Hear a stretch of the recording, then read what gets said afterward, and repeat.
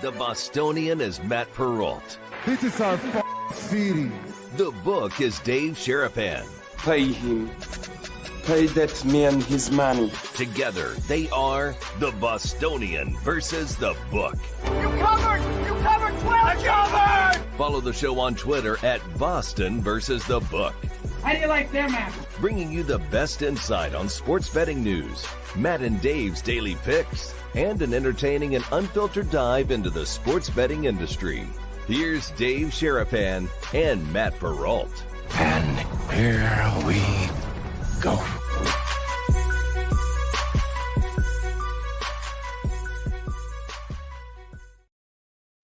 What's up, guys? How are you? Welcome into a Thursday episode of the Bostonian versus the book. My name is Matt Perrault. You guys can follow me across all of my socials at Sports Talk Matt. We are live here on our YouTube and Twitter X page, both that handle on both those platforms at Boston versus the book. We're replayed on Sports Grid Television and Sirius XM channel 159 on this very Thursday, where we're on about 30 minutes normally or earlier than we normally are today, because like this is now being an adult, because I'm counting down the hours to get on a plane to go to Scotland, to then go, and we are now 9 days away from when I will see Oasis in Edinburgh, Scotland. That countdown's in my brain, but I have an MRI scheduled today at 2:00 to go take a look at my injured pec shoulder thing, whatever you want to call it. And that will be of a priority today. And that is literally called being an adult, where you have a vacation scheduled knowing you have pending surgery. So I have to have the MRI in order for the insurance company to authorize the surgery. And then where do I have the surgery? I don't know. Most likely it's going to be done by a orthopedic surgeon here in New Hampshire. Obviously, you guys know Amanda lives here in New Hampshire, but I live alone in Vegas. And so going through a rehab and going through post-surgery by yourself is not really recommended. So most likely I'm going to be coming back here in September to have the surgery. So yeah, not exactly what I wanted to have happen, but that's the way things are going. So you guys have said, like, man, you and Dave are feeling it. And yeah, I mean, Dave is in a whole different conversation, but yes, it's tough. It's been an interesting 2025 for sure. Guest today on the program will be Andrew Erickson to break down the Hall of Fame game today. More on the Hall of Fame game here in just 1 second, and the latest with NFL stories around training camp. If you guys have questions for Erickson, you guys can leave them in the chat, and I would do my best to get them answered by Erickson. Fantasy football questions, betting questions, NFL, your favorite team, whatever it might be. Erickson's locked in on all of it. So we'll get as much information out as possible, including tonight's Lions and the Chargers game. So we'll do that coming up here at about 25 minutes or so. Andrew Erickson will join us. The Brigade Mystery Brigade member of the day will be back today. We'll do that coming up towards the end of the show. So stay tuned for that conversation. That will be fun. We did that yesterday with Zach the Hat. Got someone coming on today. We may have two guests coming on tomorrow. We definitely have one. We might have two for tomorrow's Mystery Brigade member of the day. That's been fun. So we'll do that coming up here later on today in about 45 minutes or so, coming up with that with Andrew Erickson. So looking forward to having those conversations today. We get to break out a new little stinger for us today before we get to the opening line. Baseball's trade deadline.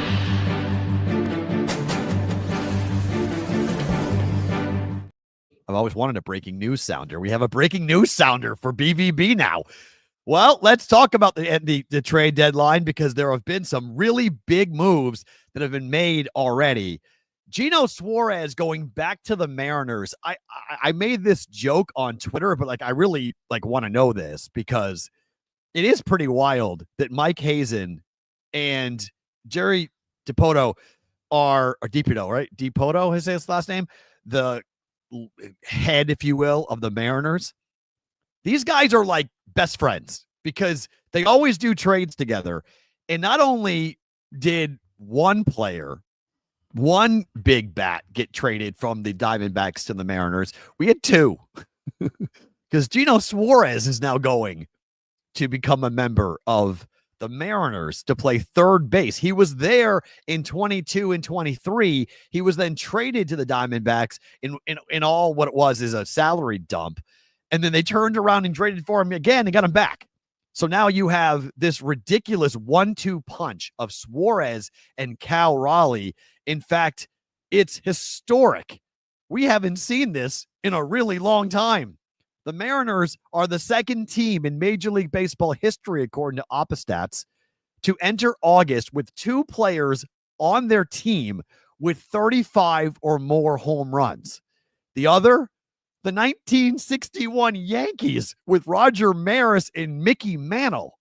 Like, we haven't seen this in a long time, at least not in my lifetime, where you got 2 guys entering August with the numbers. I told you guys this for pretty much a week, that Suarez being traded made Major League Baseball history. We have never seen this before.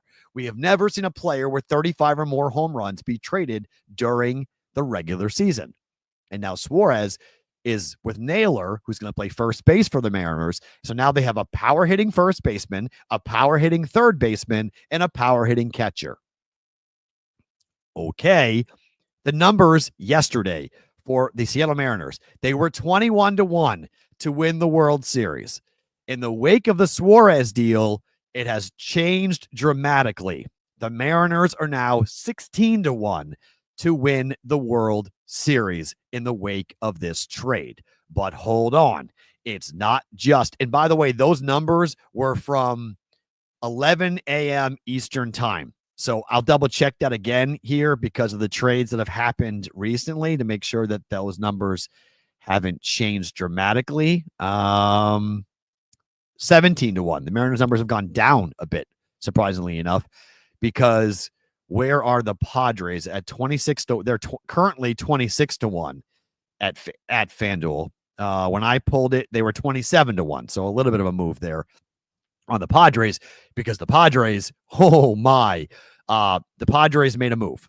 And if you're a Padres fan, I mean, like this is what you want. Like, you want your team to straight up go for it, right? Why, if you're close, go for it. And they did.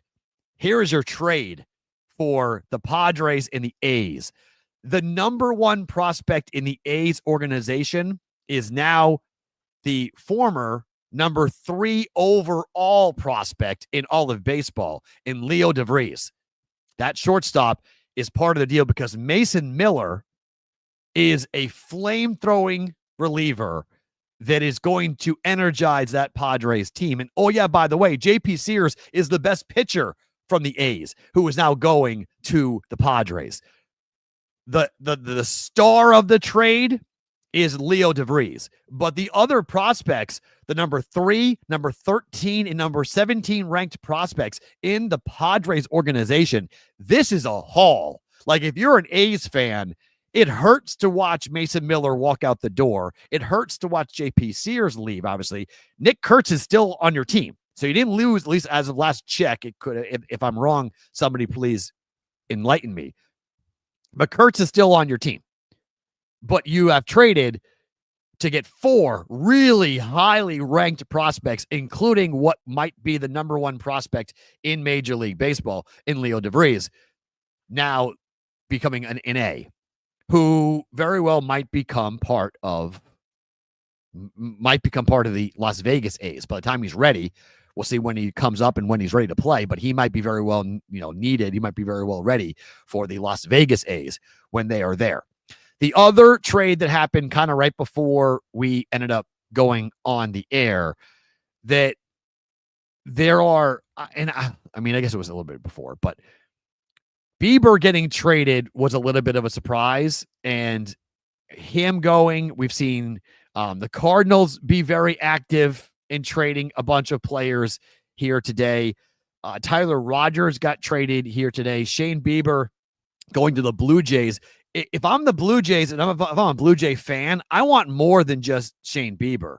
I mean, I want something a bit more significant. And Bieber's great. I'm not debating that Bieber is not great, but I mean, if I'm the Guardians, I'm trading everybody. And if I'm the Tigers, I now go, okay, so they're punting on the year.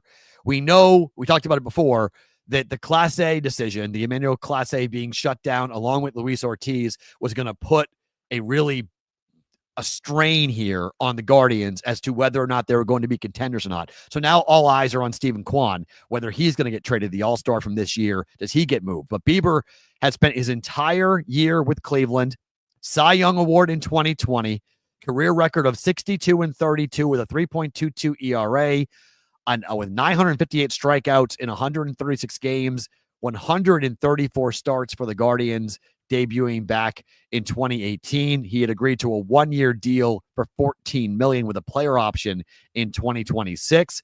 And the other piece, the Cal Steven piece, 9-1 with a 2.06 ERA in 18 games and 17 starts in the Blue Jays farm system.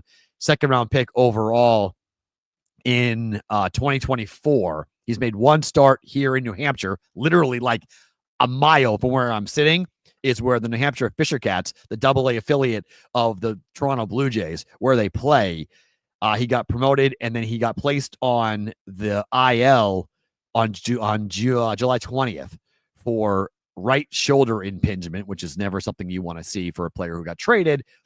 But the Guardians are getting a couple of decent arms in return for Shane Bieber. So those are the big stories here. I'm trying to see anything that I missed before we wound up. Did the Cubs make a move?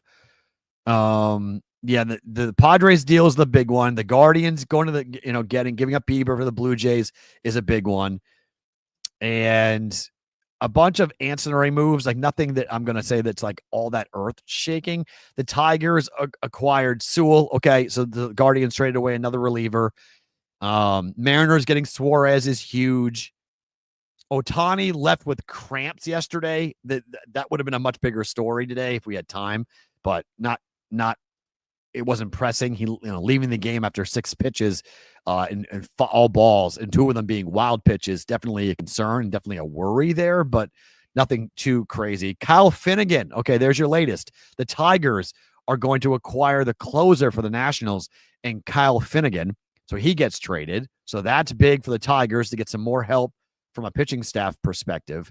I can't believe that Michael Soroka there's your Cub trade. The Cubs traded for Michael Soroka. Have you guys seen Michael Soroka's numbers? I mean, Michael Soroka stinks. He stinks. I've been betting against him for a month. Like seriously, a month. I've been betting against Michael Soroka and the Nationals against Michael Soroka, and the Cubs went and got him. Okay. Like, if that's all the Cubs are going to do, that's bad. Like, the Cubs need to do more than that. The Brewers, I always be surprised if the Brewers do much more. They got Danny Jansen from the Rays to help out their catching situation. They also acquired Nick Fortes from the Miami Marlins. So they got 2 decent catchers to come back, trying to find, one of the 2 guys to help them. So I don't expect the Brewers to do much more. Their pitching staff is great. Their offense is good enough. I don't think they're going to make a major move, a major splash. So I thought the Cubs might do it and go, all right, well, if you aren't going to go for it, we're going to go for it. So, again, the major moves, I mean, Suarez going to the Mariners along with Naylor is gigantic for the Mariners. I mean, they have the pitching like we know, but gigantic for the Mariners to get that. So if there is more news during the show and anything else we're going to hit on, we have the sounder ready to go.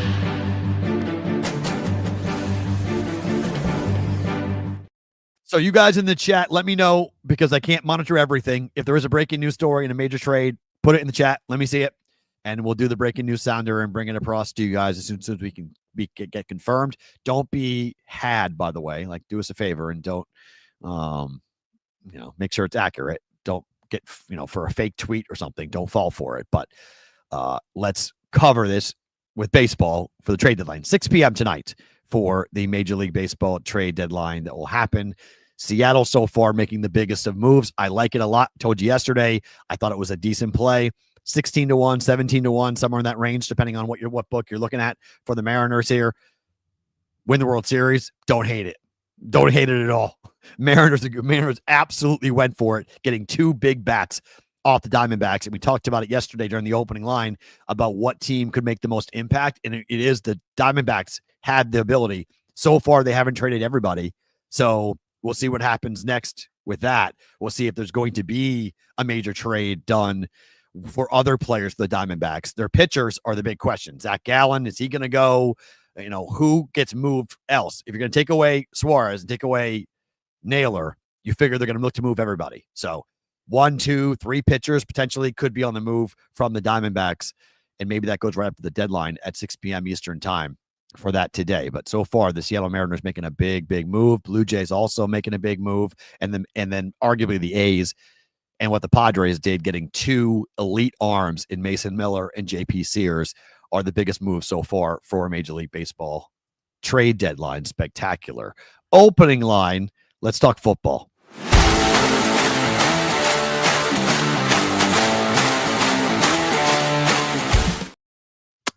Opening line for us.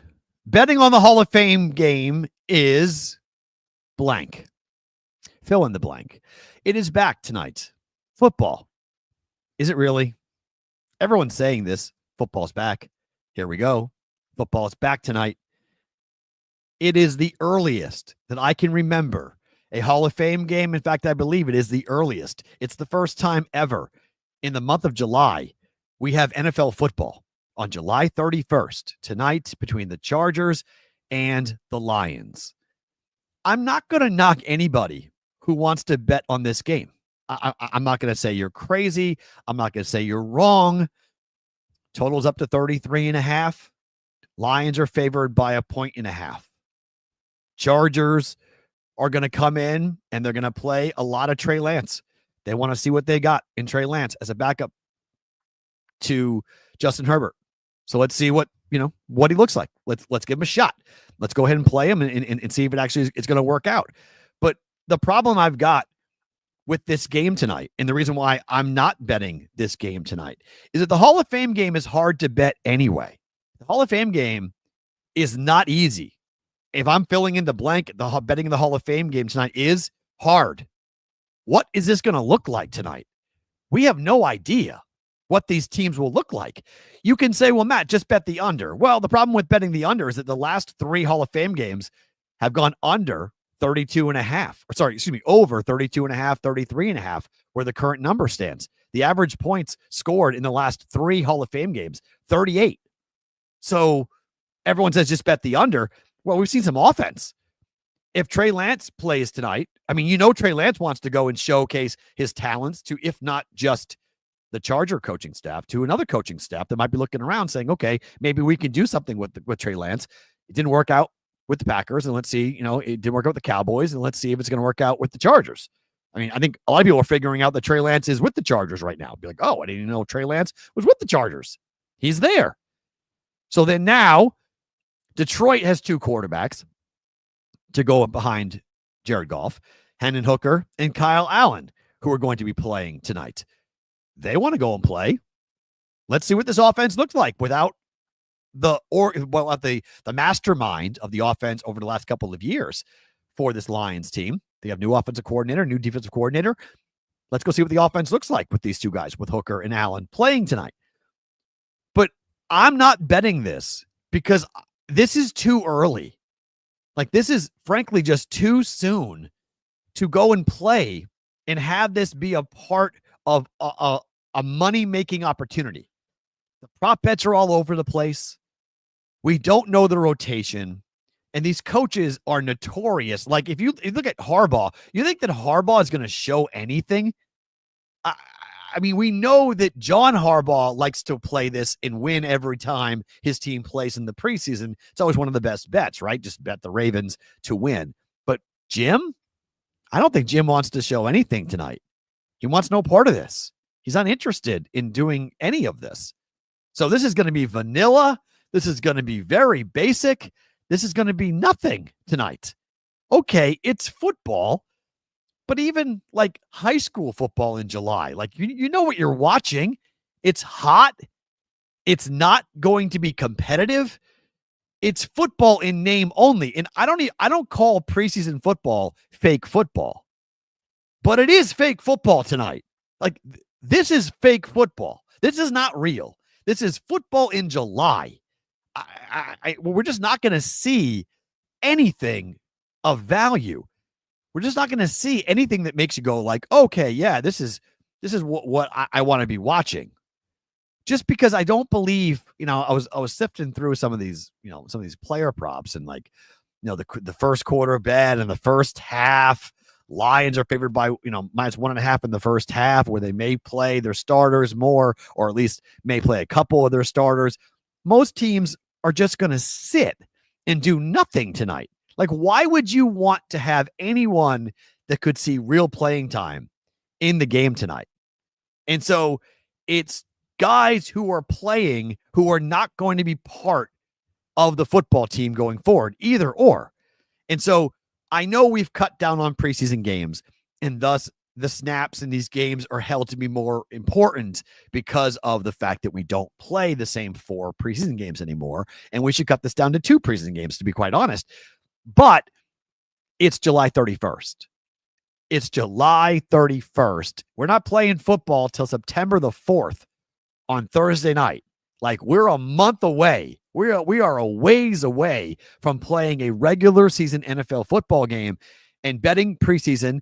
I agree. There are money-making opportunities in preseason football. You just read, you look at battles, you look at what the team's trying to accomplish, you look at past history. There's all things you can do to make money betting preseason football. And frankly, I'd rather bet a preseason game than bet a regular season baseball game. That's just me. And I've done really well in baseball this season, but I would rather bet football because it's more fun to bet football than it is to bet baseball. But not this game.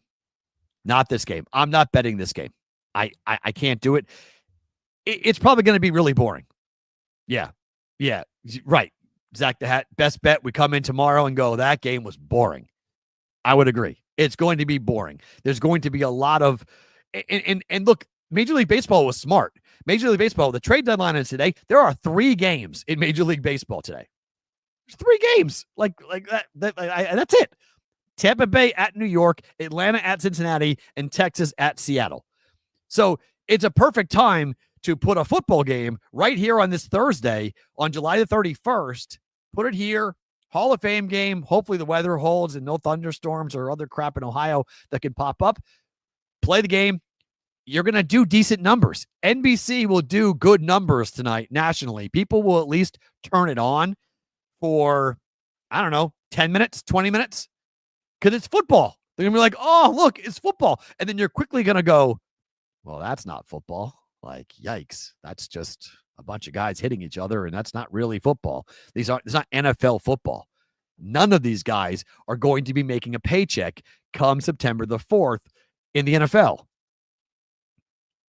Now, some of these guys are going to play early. Like Omari and Hampton's supposed to play today for the Chargers. Why? Like, why would you play him? He could have a huge year running the football. Why are you going to play one of your top draft picks if you're the Chargers? I have no idea. You're just asking for an injury. You don't need to do that. I mean, this game has been canceled for all sorts of different reasons, right? The field sucked once. We had weather problems, another, COVID. Like, this game is not important. It's a fun event because you have the Football Hall of Fame ceremony and then you have the game. So I get why why football likes it and why baseball wants to get away from it and just let them have it. And they put the trade deadline on the same day. So it's baseball is going to dominate all the way up to 6 p.m. Eastern and then probably like for an hour afterwards. And then everyone's going to go, okay, who got traded, who didn't? And then they're going to go watch a little bit of football. And then by 8:30, everyone's turning the TV off and going to do something else here tonight on a Thursday. I'm not betting it. And people are mad at me for not betting it on the Daily Juice, but I'm not betting it. I don't think there's any value to this game given how early it is. If this game was a week from now, this game was in the first week of August when it normally would have been, and it's on Thursday, a week from today, like if it's on August the 6th, I might go, all right, maybe I'd be interested. I'm definitely going to bet preseason football. I bet it every year. And look, it's a perfect appetizer because we go basically from like the middle of August, we get into August 10th, August 11th. We have that window where you can bet preseason football because week 0 comes up quick on the 23rd of August. And now we got college football to talk about and bet on. So it's not that long of a time where we have to bet preseason football. And then we get to Labor Day. And we have NFL football, and we have to watch it. So I'm not going to watch much of it. I'll watch a little of it. I'm not going to bet any of it just because I don't think it's worthwhile.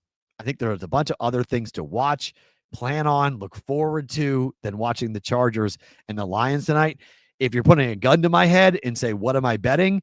I'd bet the Lions most likely to win the game. I just follow the book's lead on that and say, okay, the Lions are going to play 2 quarterbacks, and I don't think Trey Lance is very good. So I'll go and say Lions have more to play for than the Chargers do. So I would say take the Lions, and everyone seems to be on the over tonight. So I'd bet the under if I had to, under 33.5, because everyone's on the over. These are games, and you've heard Dave say it on this show over and over again. The books hate this.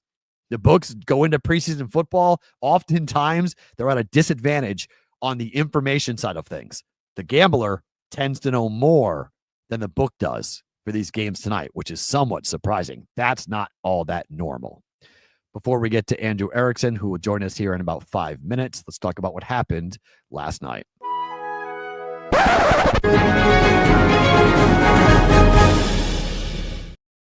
Now, I didn't see this. I just read about it. But the Yankees made history last night with their comeback against the Rays. Same 2 teams will come out tonight to play against each other. But the Yankees, well, the only MLB team in the modern era to erase a deficit in the 8th, 9th, 10th, and then win the game in the 11th. That's a big win for the Yankees. That's a big win for their clubhouse to prove that they are never really out of it, to have a never say die mentality and just keep on fighting every single inning till you finally win the game in the 11th. I mean, the Yankees are going to need it here. And Yankee fans are clamoring for something big. They're 4 games back of the Blue Jays. They have 49 losses. The Blue Jays have 46 losses, so they're 3 in the loss column. The Yankees are 33-22 at home, but they're 5-5 over their last 10 games, and they have not hit the ball well at all, and Aaron Judge is out. They've made some moves. It's not like they haven't made moves. They've made some smaller moves, but Yankee fans want a big bat. Yankee fans want a big arm. Yankee fans want something special to happen here, and it just right now is not looking like it's going to happen. And that's going to bother, Yankee fans always feel like they should win everything, including the trade deadline, and come up with a big move. And frankly, Mason Miller going to the Padres, leaving the American League is probably a better story for the Yankees. But the fact that he is not going to the Yankees, that's the type of move the Yankees used to make. The Yankees used to have the farm system and the money to go get JP Sears and go get Mason Miller. If those 2 players were available, the Yankees would take their salaries. The Yankees would make that type of blockbuster move. They also would have gone and gotten a Suarez, like they would have. They probably would have acquired a Zach Gallen at some point. Like the Yankees used to be willing to spend and take everything. Anyone that was available, the Yankees used to be able to go and get. And now they don't. And okay, Zach, that's why no one likes the Yankees. Okay. But that's what they used to do. The Yankees used to be that team that when anybody big was available, especially a player like Mason Miller, who is that level of an elite closer that could change your season, literally. That's a Yankee move. And the Yankees did not do it. The Padres were the ones that did it. The A's yesterday belted 4 home runs against the Mariners to win their game. And then they decided to trade away everybody. and they were just like, yeah, well, we're just going to go ahead and trade everybody away. And that's, the way that baseball has gone here. The A's are kind of a quadruple A football team. I mean, the A's are not a team that is going to be one of the it factor teams. They haven't been that way in a long time. It's kind of crazy to stop and think about it, but it is what we have seen historically now. Is it A's, Pirates? They're not looking to build long-term to win championships. They're just sort of operating a business. And as they move to Las Vegas, the players who are on the A's right now are not all that important because they're not going to be part of the Vegas A's. But if we have a work stoppage in 27, like let's say we have a work stoppage in 27, well, that's a whole year in Sacramento that's not going to get played for the A's, and a whole year lost for a lot of these younger players from a development standpoint. It is worth watching as to like what type of team is actually going to show up in Vegas with the A's, because a lot of their, like Nick Kurtz, for instance, that type of talent, you need players like that to interest the market. You need to have at least a couple of superstars on that team to interest the market. And as of right now, the A's are just looking to develop players for somebody else. Mason Miller going to the Padres is a big deal. JP Sears going there as well. A big deal. All right, let's talk football. If you guys have questions for the NFL, the fantasy football side of things, anything you want to get into, let's do it with our guy, Mr. Andrew Erickson, joining us here on the Bostonian versus the Book. How are you, my friend? Thanks for coming on. Oh, I'm doing great. I mean, we have NFL football on tonight, Matt. Aren't you excited? Where you got? You got Chargers? You got the Lions? What are you thinking? I can't bet it, dude. I can't bet it. It's July 31st. I mean, come on. Crazy. As somebody that does this for a living, and your job is to go and make projections and look at lineups and look at projecting what could happen. How weird is this to have a game on July 31st? I can only, I mean, my wife's face said it all when I told her there was football on tonight. And she's like, wait, it's July. I'm like, yeah, I know. Isn't it great? Isn't it great? I guess so. What are you expecting tonight? I mean, historically speaking, this game last 3 years has gone over, average score of 38 points, but Harbaugh's not going to show anything tonight, right? I mean, this is going to be vanilla on vanilla all night, is it not? I think so. I think I'm kind of intrigued by the fact that Trey Lance is going to play in a Greg Roman offense that just, they like to run the football with their quarterbacks, and Trey Lance at this point, like the guy needs reps. Like this matters for him. He's like the guy doesn't play that much football. So for him, it's like, hey, I get to go out and play some football. Like, let's have some fun. I know last time we saw him in the preseason, I think he threw 5 interceptions last year for Dallas in one of those preseasons. It was just an absolute atrocity, but yeah, I'm on the Chargers side. We'll see if things shake out. Harbaugh's been pretty good, not as good as his brother, but pretty good in the preseason against the spread. So Chargers money line. That's what I'm doing. And yeah, we'll bet on Trey Lance. See how it goes. What about the total? Is this going to be high scoring or low scoring? 33.5 is the current number. I believe that in the BettingPros Discord, we were looking at the over. So following the trend that you were talking about, how most of these games go over, and the lines on their side of things. I mean, you have Hendon Hooker, Kyle Allen are the two quarterbacks. Like they play. I mean, Hooker hasn't really played that much, but he was a pretty high collegiate guy. Kyle Allen's obviously has NFL experience playing in real games. So, and the Chargers are also playing some of their rookies. So like Hampton's playing, Trey Harris is playing. Why? I think just to kind of get their feet wet and just like, hey, this is what it's like. I mean, again, I don't know if it's a Harbaugh thing where they just have to play guys in the preseason because it just gets them going. I don't know. But I mean, the fact that you got Chargers as underdogs, I was like, all right, I see some value there. Don't you feel that Amari and Hampton has the potential to have a really big year? Like, couldn't he be a big weapon in this offense? Why in the hell would you play him in this game? I mean, you gotta tease the audience a little bit. You gotta show, hey, this is what we got. This is what we got. I mean, they can't put Najee out there with one eye, so they got to put somebody out there. I guess so, but I saw that today. I was like, you're gonna play Amari and Hampton. You're gonna play a guy who I think could have the biggest impact as a rookie out of the gate. He could be massive for that offense. You're going to play him on July 31st in a game where he's running against players who are literally suicidal, trying to get themselves a roster spot, diving at knees, diving at ankles, diving at heads. I am not putting Amari and Hampton out there if I'm the Chargers, but okay, let's see what happens. When we do see the ones later in the preseason, what is your expectation for the Lions offense now without Ben Johnson running it?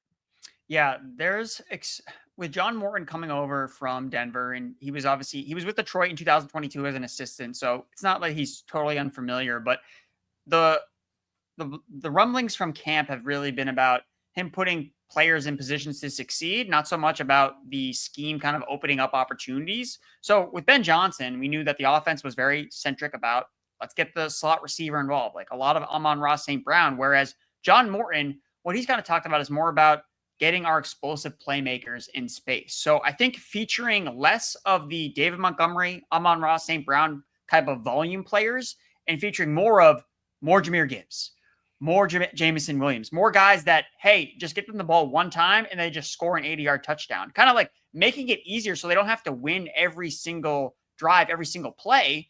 They can only have to win a couple plays and their offense can still be explosive and still score a lot of points. So I'm expecting big things from Gibbs and Jamison Williams and maybe small steps back for guys like St. Brown and Dave Montgomery, who have really, I think, benefited the most from the Lions just being a top 5 efficiency offense over the last 2 seasons.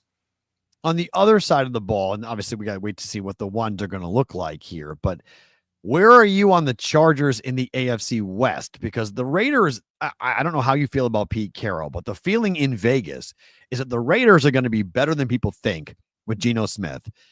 We know the Broncos are going to be much better. We saw what they did at the end of last year. The Chiefs are still the Chiefs. Are the Chargers a threat at all in the AFC in your mind?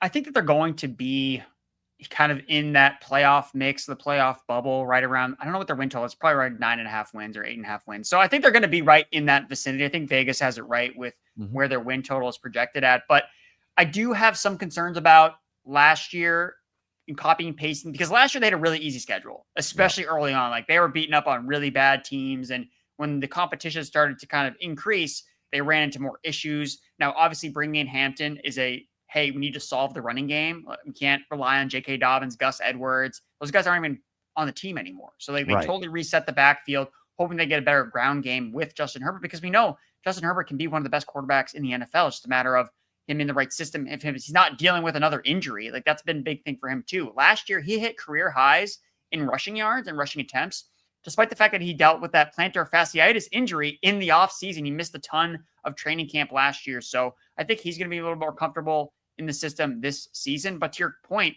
this AFC West is highly competitive. Like a lot of good teams from top to bottom. And they open week 1 against the Chiefs in Brazil. It's just kind of a weird environment. So, I mean, you don't expect them necessarily to win that game, but weird things happen when you play in international waters, essentially. So I think the Chargers, I think I do like the over slightly, but it's not one that I'm necessarily pounding the table for.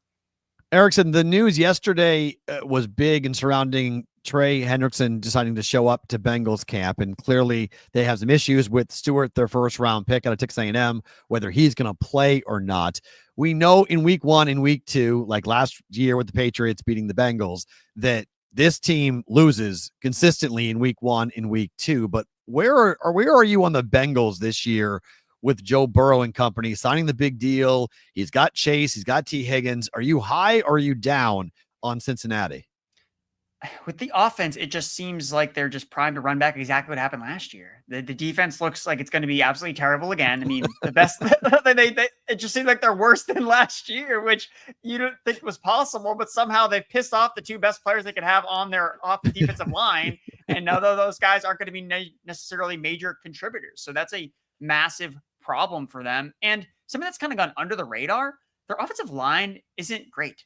It ranked 31st by PFF, and this was something I was looking at offensive line rankings and how they correlated to win totals that following season. And this is looking at the pre-ranked offensive line rankings. And I mean, it's not surprising. If you have a bad offensive line before the season, you don't win a lot of games that following season. So the correlation was pretty strong, pointing to you want to be usually betting unders on these types of teams. And unfortunately, that also includes our New England Patriots, who have, I think, the 32nd ranked offensive line for PFF. And most of the time, it was interesting. The only team that overcame the bad offensive line rankings pre and post draft were the Seattle Seahawks. So just kind of a tip your hat to Geno Smith for making magic behind a really bad offensive line, which works in the favor of those hoping the Raiders can be a good team in 2025, because Geno Smith can work behind a patchwork offensive line. But for the Bengals, I think that is something that, I mean, if Burrow gets hurt, I mean, if he misses games, like this team is going to bottom out like immediately. So like, that's the concern where I don't think I have enough confidence because of how fragile this team could be, because the defense is terrible. They have to win all these shootouts. And the more dropbacks you take with a bad offensive line, the more time you're putting Burrow in a position where he is going to be potentially left out to dry. So that's the concern for me, investing too heavily into the Cincinnati Bengals. But I mean, when they are healthy, they're going to be scoring a ton of points. And there's a reason why all their guys are being drafted really high in fantasy. I would say Burrow is probably a little overrated as a quarterback, just because he doesn't offer any rushing value, where you can draft guys later in your fantasy drafts that offer more on the ground. Whereas Burrow has to throw for 3 touchdowns and 300 yards basically every single week, which, I mean, he probably will as long as he's healthy, but it's just a little bit more of a fringier bet to make, especially where he's going. If you guys have any questions for Erickson about your fantasy team or fantasy in general, you guys can fire it in the chat at the moment, and I'll get it asked. This one comes from a friend of mine because we tend to make fun of, and you know this because we've done a lot of work together on FantasyPros and BettingPros and live streams and whatnot, pre-games for NFL, where I think Brian Callahan is totally over his head. And I'm not a Zach Taylor guy, but I'm also not a Brian Callahan guy. What do you make of Cam Ward? He said yesterday the offense is mid, dropping the kids' word on what the offense is at the moment in Tennessee. We know there's no competition. They thought there were going to be a quarterback competition, but that's not happening now with the surgery being announced. So it's just Cam Ward's team now. He's going to start game 1. What's your outlook and projection for Cam Ward with the Titans this year? I think it's going to be probably struggle, especially out of the gates. I think that Cam Ward is just being, he's being honest, right? I think because when you look at his personality, that's who he is. He's not going to sugarcoat things. He's always been out front about how he's felt and what his abilities were. And he's all ball. And he's like, I'm not going to BS you guys. This offense right now is mid. The offensive line, the receivers, everybody, we're average at best. We have a lot of work to do. And I mean, I don't know how much you've looked at week 1, but they're on the road at Denver in week 1, the Tennessee Titans. And Denver, yes, was a team that what they weren't the most. Bo Nix was up and down last year, but the one thing that duo did last year, they killed bad teams. They destroyed the bad team. Sean Payton remembers when the Miami Dolphins scored 70 points against them. And it's that has never happened again. If I have a leg up on a team, I'm going to put the knife down on the throat, and it's going to be a bloodbath. So that's could probably be my survivor pick for week 1. It's going to be the Denver Broncos to beat the Tennessee Titans. And they're probably going to cover whatever. I think it's the biggest spread. I think it's over a touchdown at home. So I think it's going to be a tough start for Cam Ward, but I do really want to watch that game, though, because it reminds me of week 1, 2023. CJ Stroud went on the road to play the Baltimore Ravens. They got smoked. But watching Stroud in that game, my takeaway was, okay, this guy has it. This guy has that it factor. So even though it wasn't in the box score, I want to see Cam Ward's composure in a hostile environment. I mean, one of the toughest places to play in Denver against a heavily favored team, against one of the best defenses in the NFL. How does his body composure, how does he look? Is he making plays? Even if they don't obviously win the game or the box score looks great, I'm interested to see if Cam Ward has that it factor like I saw from CJ Stroud a couple of years ago. It's funny because I was going to ask this question regardless, but you kind of led me right into it. So it's good. What do you make of Nick Chubb with the Texans? Because there's going to be a lot of conversations around that offense, around CJ Stroud, and what this team will look like going forward, not just throwing the football, but that running attack has been decent in the last couple of seasons. What do you make of the offense as a whole for the Texans this year? I think that you look at the things with the offensive line, that's the biggest issue where they're really hoping that it's addition by subtraction, right? They got rid of all their guys thinking, okay, last year did not work. People were doing their own thing. There was no cohesiveness. We need to get back to continuity. And it's interesting because a lot of the guys they brought in come from the Patriots system. Dante Scarnecchia, the offensive line coach. So they're really trying to focus in on, okay, maybe even if we don't have the best personnel, if we can coach these guys up, we can get an average offensive line. Because that's all we need. We have CJ Stroud. We think he can be an elite passer, an elite quarterback. He's taking on more responsibilities at the line of scrimmage, making it easier for the offensive linemen to just do their job.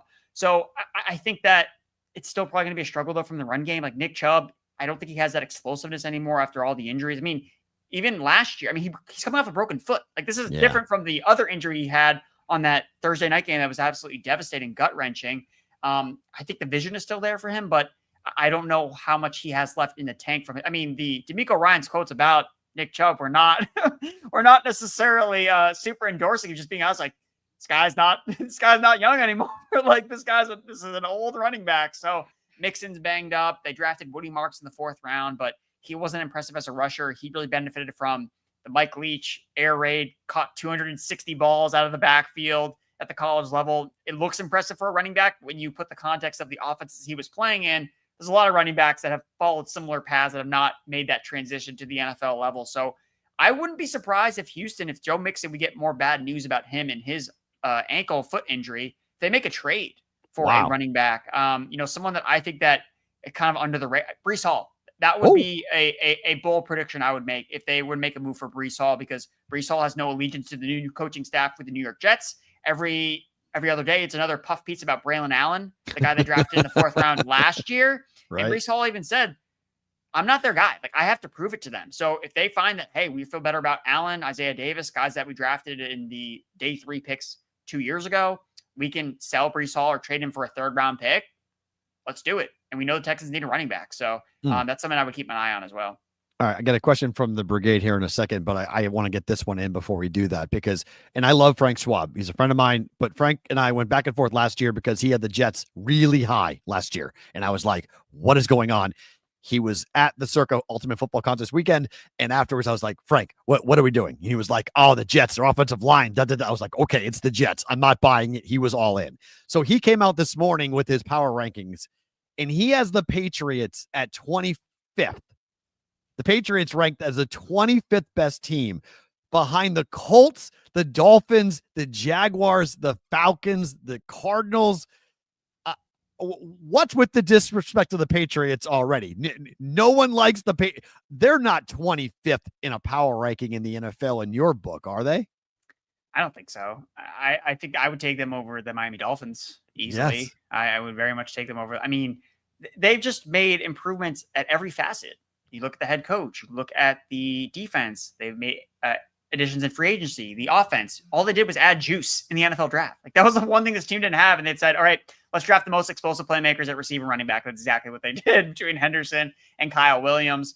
So I understand that the Patriots could bottom out, or their worst case scenario is the offensive line is still terrible. And that causes Drake May. He can't improve. It doesn't matter because a bad offensive line can inhibit everything from functioning at a level that makes them competent. But even so, the defensive personnel is still really good, especially with the additions they made, and just having Vrabel there, just putting them in the positions, because that was the big problem last year. They were not being put into positions where they could succeed in any way. I mean, 1 week Ramondre is going to start. The next week, oh, he's in the doghouse.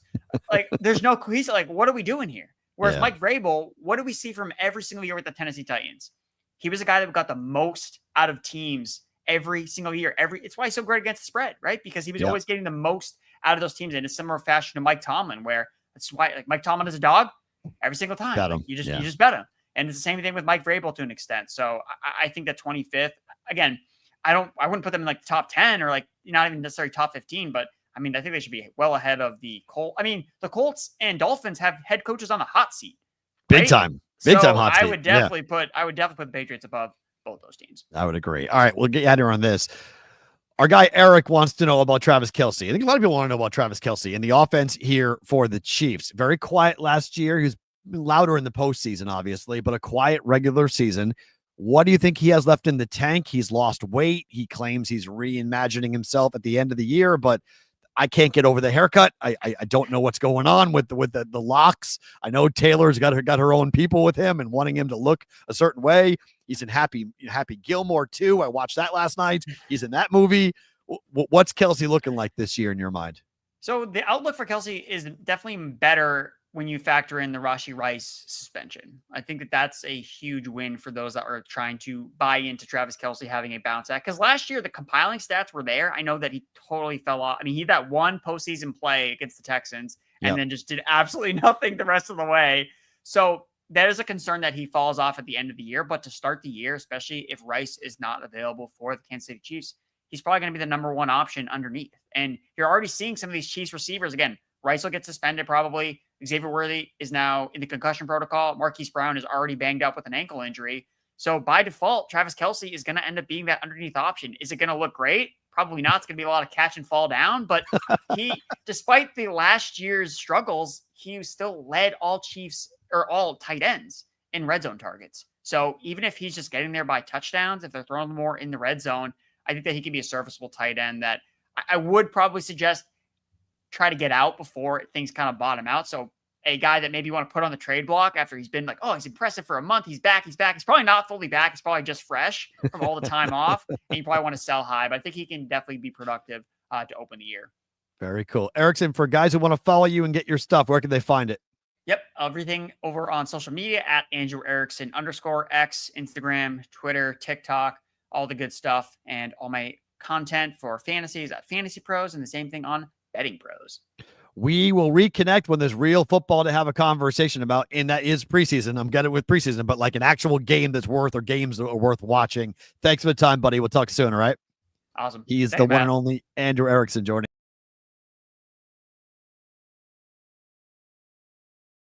I almost got rid of myself on that. That would have been bad. I almost shut the whole thing down on that. Okay. Couple things. We have our mystery guest coming up here in just 1 second from the Brigade member, so stay tuned for that. I want to give you a quick couple of picks here before we roll here and get caught with bonus time, but let's do this quickly for just the picks.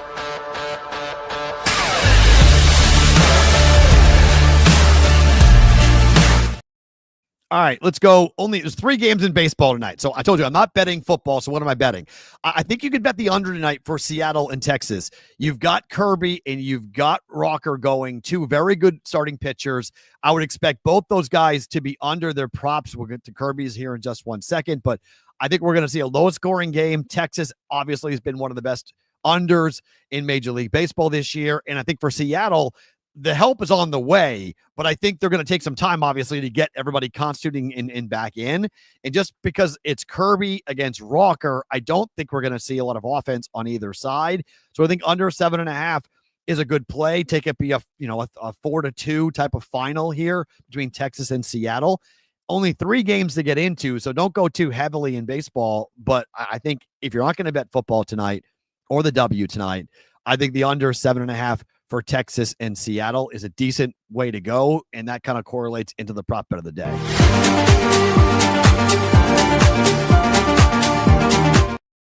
All right, BvB prop of the day.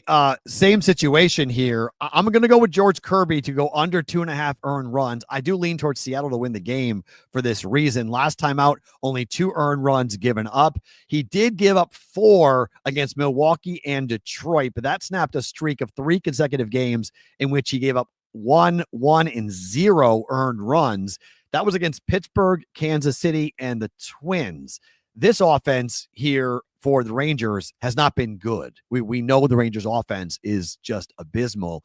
They can pitch at times, but they really can't score runs. So I think Kirby will have an effective outing here. Again, shutting down bad offenses. He's done it recently against KC and Pittsburgh.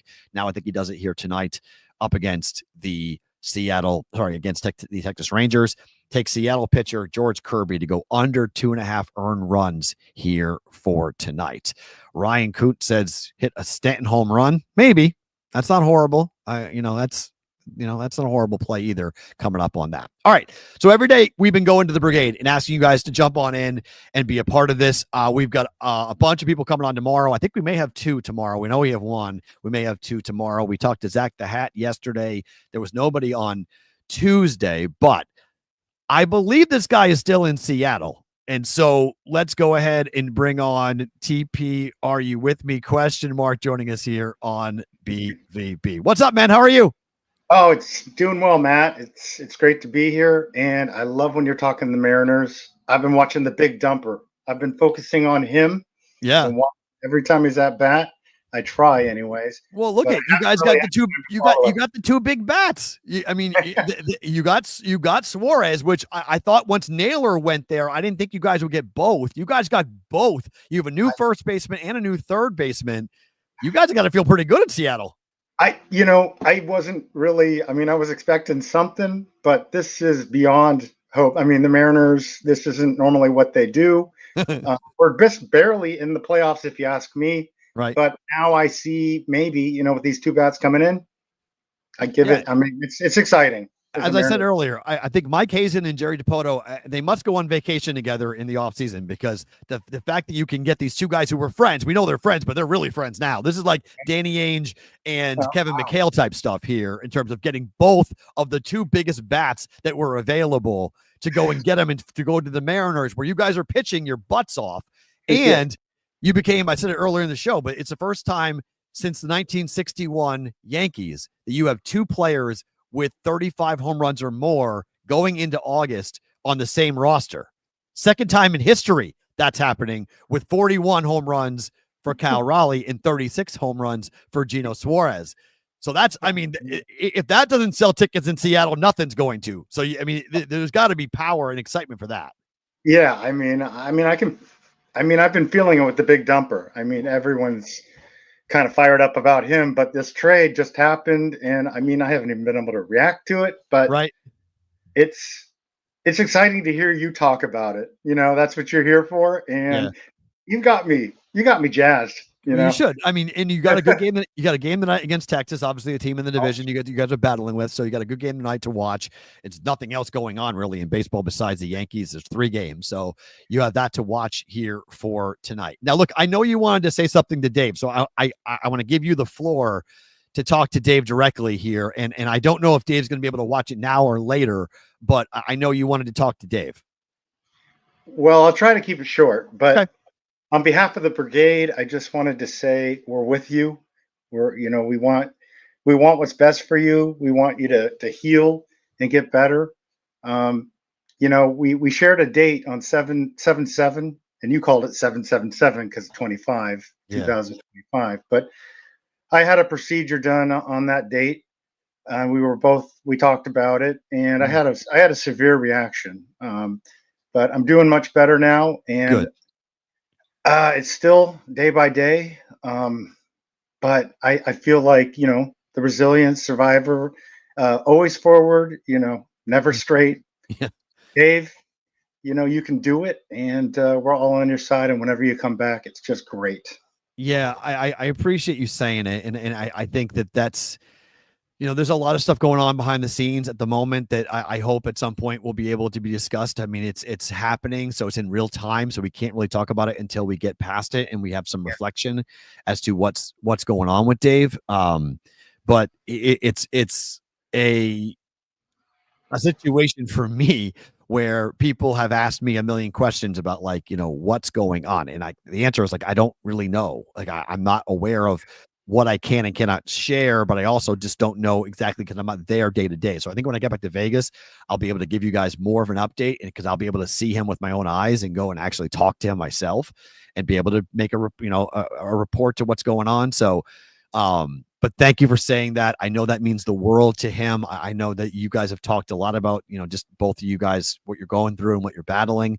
I'm about to have surgery myself in September. So I'm with you on that. I know that not the procedure you guys have had, but the procedure that I'm going to have is not going to be all that fun to recover from. And Good luck. Always 4 numbers straight is definitely accurate at the moment.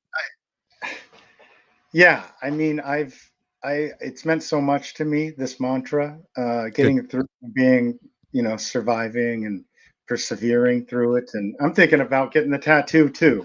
Let's all do it. The good design. I'll let you know. I've never had a tattoo. Yeah. This crisis that I went through has changed me. I am a different person now. It's incredible. It's something that, when you go through something tough, you know what? Positives can come from it. I mean, I'm a fighter and a survivor now, and it's an unbeatable combination. And I hope that for Dave. And I didn't like the update about the hospital, but every day is a day. And come on, Dave, we got you. We're behind you. We love you, both of you guys. Thank you, man. Both of you. Thank you. Really appreciate you coming on. Thank you for being a part of this. That's awesome. Look at that. What's that behind you? That's Hulk. That's Hulk. Wow. Is it autographed? Icon Dave. Be a fighter, be a survivor, Amen. Yeah. I mean, that's Hulk, awesome. Hulk up, Good stuff. Thank you, man. I appreciate you being here. Thank you so much. TP, are you with me? ? Joining us here from the Brigade Mysteries.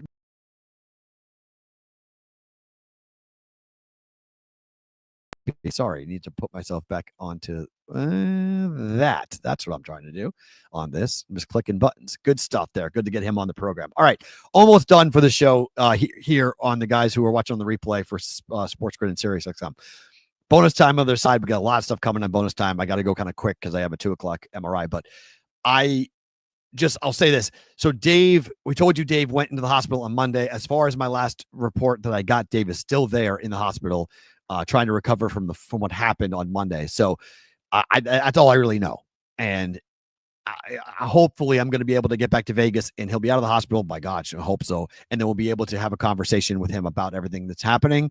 And then I can come back and I'll know what to say, what I can't say, and what Dave's next steps are going to be. I can tell you, I can almost promise you I'm going to do another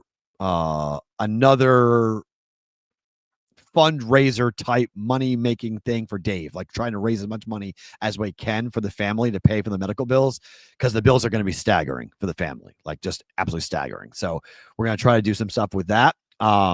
But I don't know, and I don't know their situation. So I'll figure it out, whether how we do it, when we do it, where we do it, all that stuff coming up later on. So stay tuned for all that at some point in the next couple of weeks when I'll be able to get that. So we'll do some more of the Brigade mystery guests tomorrow, and then we will wrap for a week. Remember, I'm heading to Scotland for all of next week, so no BvB next week. So we'll do a Fight Song Friday coming up tomorrow, and then we'll have a week off, and then we're back on August the 11th live for BvB on our YouTube channel and on SiriusXM and Sports Grid TV. For you guys who are watching live, don't move. The replay folks, thank you for being here. Bonus time starts now.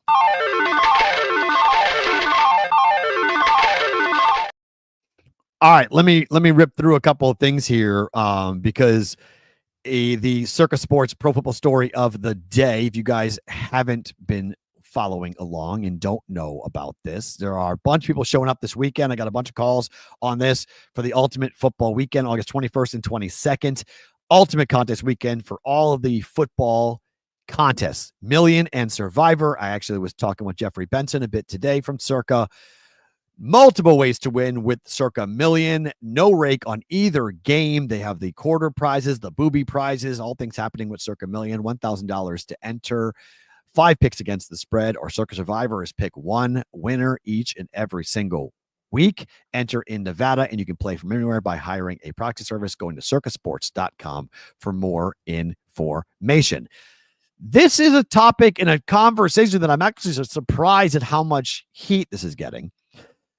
John Harbaugh, sitting down with Kevin Clark of ESPN, asked him where Lamar Jackson has grown the most in his game, and he detailed his, quote, historic passing. He's as good as any passer there's ever been, and now the numbers have proven that. Now, that is an eye-opening statement. You're going, whoa. In 2024, Lamar Jackson completed 66.7% of his passes, 4,172 yards passing, 41 touchdowns, a career-low interception rate. He led the league in yards per attempt, 8.8, touchdown rate in 8.6%, and passer rating, 119.6. I mean, the numbers are there in terms of how good he has been. That Lamar can throw the football in any kind of way. He can make every throw you want, and now the numbers are there to prove it. The problem that you're going to run into whenever somebody says, is Lamar Jackson a historically great quarterback? It's whether or not he has won a championship. And Lamar Jackson has not won a championship. And until Lamar Jackson wins a Super Bowl, he is going to be in the shadows of Patrick Mahomes for his whole career. And until the Ravens get this incredibly large, gorilla, monkey, whatever you want to call it, off their back, for them to be able to prove that they can win the big one, that they can win the biggest game with Lamar Jackson at the quarterback spot. You can give him 100 MVPs. It doesn't matter. Lamar Jackson is an incredible player. I love Lamar Jackson, and I frankly love the Ravens this year. Everyone loves the Ravens this year. But the problem is going to be whether or not they ever win the big championships, whether they play in a Super Bowl in the Mahomes era. So you can be historically great on paper and how great of a passer. It's to kind of stop the narrative that Lamar Jackson is just a running quarterback. I get what Harbaugh is trying to do, but you can be great. And it's a great point, Jimmy Football. Awesome point. Josh Allen too. Yeah, absolutely. Josh Allen. Unless you win, and Mahomes hasn't seen what Brady is. I mean, Brady, in the Brady era, you saw Peyton Manning win Super Bowls, multiple Super Bowls in the, quote, Brady era. Well, in the Mahomes era, we haven't seen another quarterback from the AFC be able to dethrone Mahomes. We've seen the NFC do it, but we haven't seen the AFC do it. And so because of that, I think there's going to be a lot of questions around the Ravens until that championship is won. And then, much like Manning, when Manning won his championship with the Colts, everybody stopped talking about whether or not Manning was great. Oh, he's just a quarterback on paper. He just puts up big numbers because his team's always out of it. All the nonsense that was said around Peyton Manning. Well, all the nonsense around Lamar Jackson goes away if he wins the Super Bowl this year. But until that happens, he's going to be compared, and calling him historically great doesn't mean anything.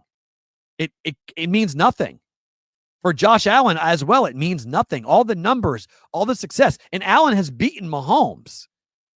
Allen has knocked out Mahomes in the postseason, but like we haven't seen, whether or not the Bills can get past the Chiefs. Same thing when it comes down to whether or not the Ravens can get back past the Chiefs. They're just a major problem. They're a blockade for teams in the AFC. And maybe this is the beginning of the end. And the blowout to the Eagles last year in the Super Bowl, that's the beginning of the end here for the dominance of the Chiefs in the AFC. But until it happens, you can call Lamar Jackson historically good as a passer. That's fine. But Joe Burrow got to the Super Bowl, and Joe Burrow lost with the Bengals. Didn't win it. Rams won it. So, like, in the quote Mahomes era, we need to see AFC teams starting to win Super Bowls consistently. And right now, Allen has 0, Lamar Jackson has 0, and Joe Burrow has 0. Need somebody else from the AFC to win the championship to be quote, the historical conversation when it comes to Lamar Jackson. You have all the numbers you want. Got to win. Period. Take the MVP, fine. Got to win. And he hasn't won yet. Favorite thing about today.